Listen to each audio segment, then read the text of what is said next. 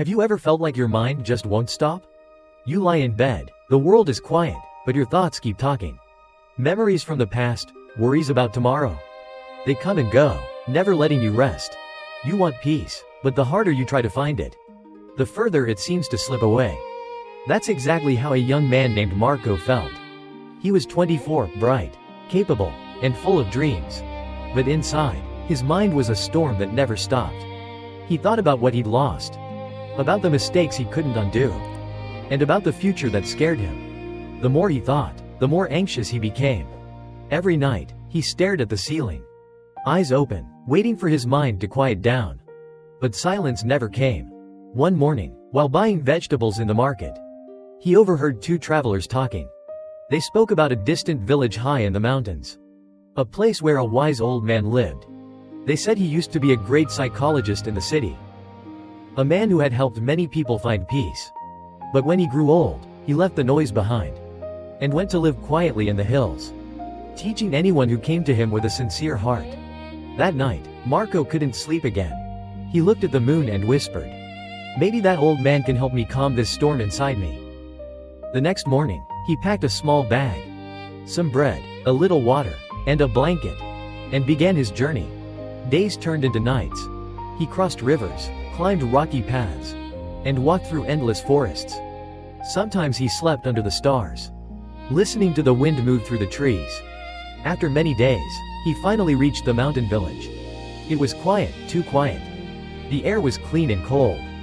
Birds sang in the distance, and the sound of running water echoed through the valley.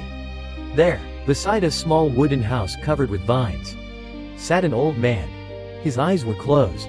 His face looked peaceful, like still water under the morning sun.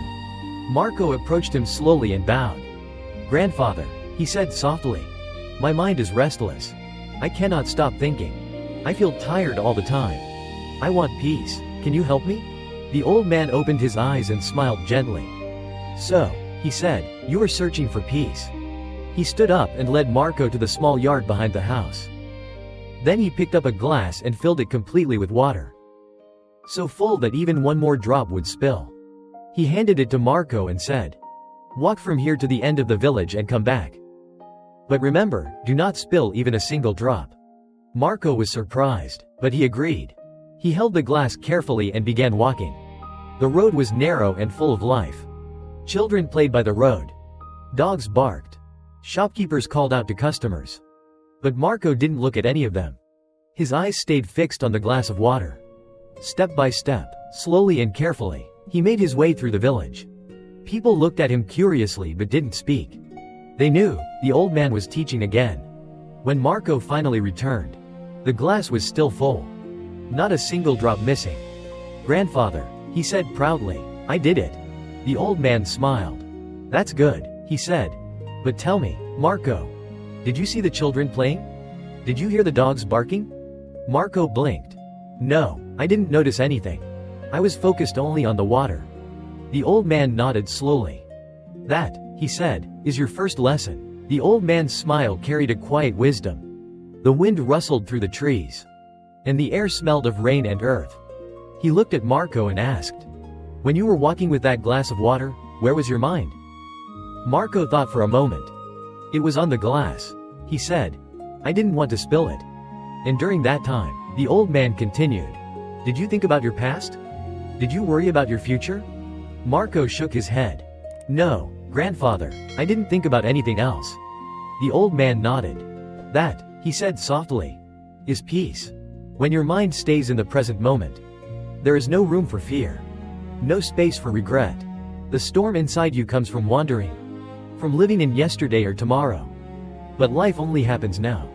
Marco listened quietly. The words sank deep into him like sunlight on cold skin.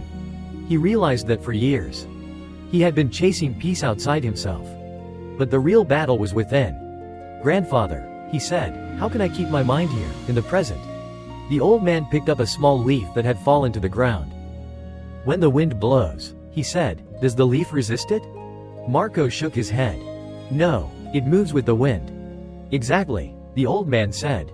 "The leaf doesn't worry about what happened yesterday, or what might happen tomorrow. It simply moves, then rests.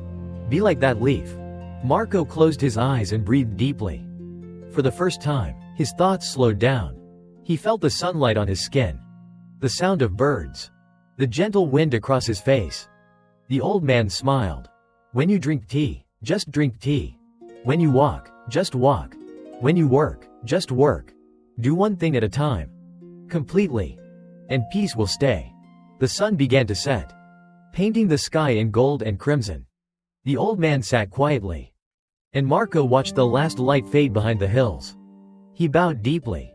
"Grandfather," he said softly, "now I understand. Peace is not something to find. It's something to remember." The old man smiled again. "And when your thoughts start to wander," he said, "remember the glass of water." Marco smiled. The same road he had traveled now felt different. The same mountains, the same sounds. But everything looked new, because he had changed. From that day, Marco worked with focus, rested with gratitude, and faced each moment with calm. When his thoughts tried to run away, he gently brought them back. And whenever life felt heavy, he would close his eyes and whisper. Peace was never lost. It was always here.